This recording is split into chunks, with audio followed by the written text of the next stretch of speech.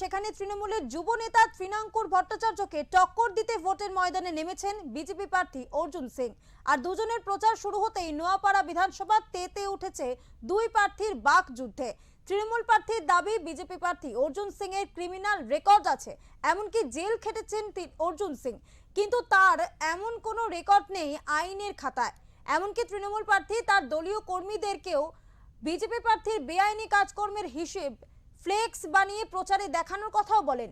অপরদিকে এদিন নোয়াপাড়া বিধানসভার বিজেপি প্রার্থী অর্জুন সিং প্রচারে বেরিয়ে তৃণমূল প্রার্থীর এহেন দাবি হেসে উড়িয়ে দেন।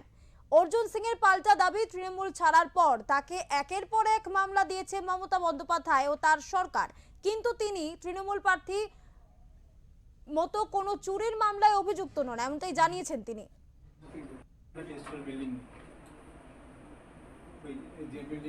যখন মমতা ব্যানার্জির সঙ্গে ছিলাম আমি, তখন একটাও কেস ছিল না। মমতা ব্যানার্জি যখন সঙ্গে ছেড়ে বিজেপিতে আসছি, তখন থেকে 256টা মামলা আছে।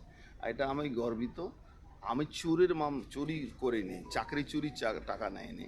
যে মমতা ব্যানার্জি আমার এগেনস্টে মামলা করেছে, মমতা ব্যানার্জি পুলিশ মামলা করেছে, আর সে মামলাগুলো মিথ্যা প্রমাণিত হয়ে গেছে। কিন্তু ওর এগেনস্টে মমতা ব্যানার্জি মামলা করেছে, আর ওকে আজ পর্যন্ত ক্লিন চিট দেয়নি। বলছে ফ্লেক্স করে টাঙাতে বলছে। টাঙাবার কি আছে? আমি তো এতে এভিডেভিটে তো দিয়ে দেবো, টাঙাবার কিছু নেই। ওকে ওটা দিতে হবে, নালে কিন্তু ওর নমিনেশন ক্যান্সেল হয়ে যাবে। আমার কোথায় কি কপি দেখাবে, কি এফআইআর হয়েছে সেটা তো বড় ব্যাপার নয়। আমি জানিও না এফআইআর কি আছে না আছে, আমার জানা নেই। তিনি কাউকে এফআইআর করতে পারেন, হতে পারে, সত্যি মিথ্যা আমার জানা নেই। কিন্তু আমি জানি আমি 88 দিন জেল খাটিনি।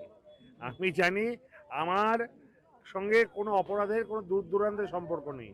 আমি জানি আমি যদি মনে করি যে কাউকে কোনো জায়গায় দোষী সাব্যস্ত করব, তার জন্য বিচার আদালত রয়েছেন, আইন আদালত রয়েছেন, তারা যে বিচারটা করে দেন সেটাই আমরা আমাদের গণতন্ত্রে, আমাদের সংবিধানে দোষী বা দোষী নয় বলে ভাবি। আমি কারোর মতন জেল খেটে আসেনি, এবং আমি দায়িত্ব নিয়ে বলি, আগামী দিনও আমার যখন নির্বাচনী হলফনামা প্রকাশিত হবে, আমার এবং তার সেই নির্বাচনী হলফনামাতেই পরিষ্কার বোঝা যাবে।